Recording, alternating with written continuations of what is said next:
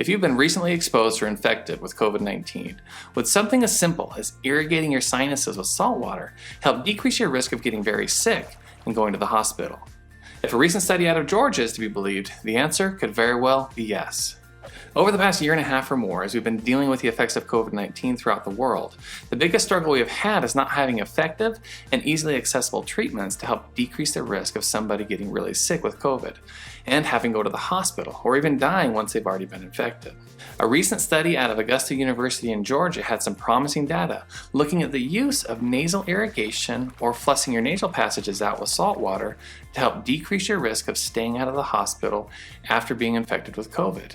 They invited patients over the age of 55 that had been diagnosed with COVID-19 who were otherwise healthy to start with a nasal irrigation regimen as soon as possible after diagnosis. They divided them in two groups.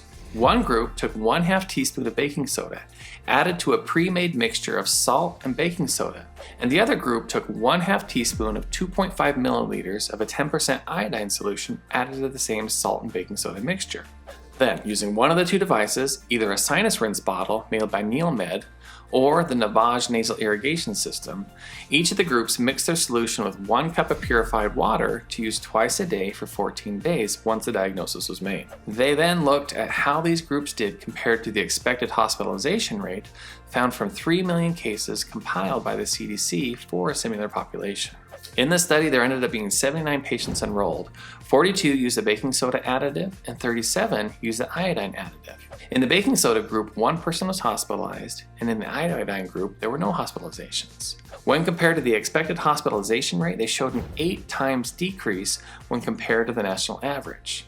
Now, there are some limitations to this study, but the most important one was the number of participants were relatively small. So more study is still needed. However, as the authors of the study discussed some of these limitations, they noted that other studies look at hospitalization rates for a similar patient population and demographics as theirs had actually much higher rates of being admitted to the hospital than the national average. This suggested that the likely benefit may be even greater than that reported. Now, the study, when we filmed this, was still in preprint, meaning that it hadn't been through a full peer review process and published, but it does give an interesting option that we can pursue in our attempts to battle this pandemic. The interesting thing about this, though, is that despite the limitations, there are some things that we can learn.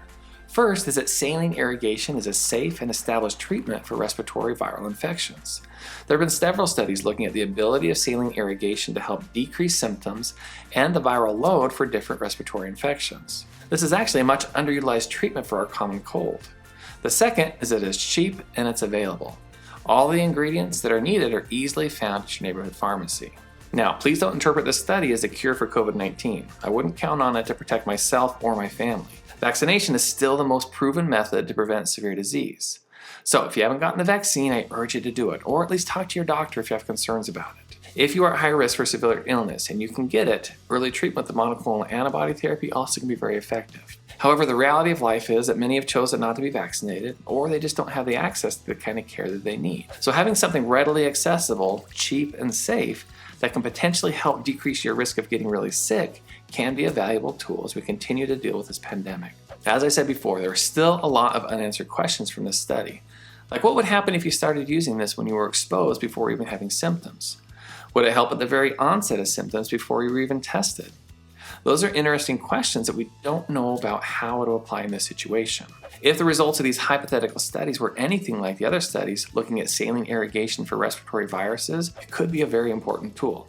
So talk to your doctor about how this may be a benefit to you. So we just went over this interesting study, but now you're probably wondering about how you do nasal saline irrigation. Well, don't worry. I made a companion video to this one that you can find right here that walks you through how you can safely do nasal irrigation and how to even make your own supplies. So click here to keep learning. For everybody else, we just wanted to thank you for spending a few minutes with us today. Hopefully it's helped you learn a little bit more about this important topic. I find that the more you take charge and know about your own health, the better off you're going to be. That's why we create these videos, so you can take a bigger role in your healthcare decisions. So thanks again for being with us, and we hope to see you in the next video.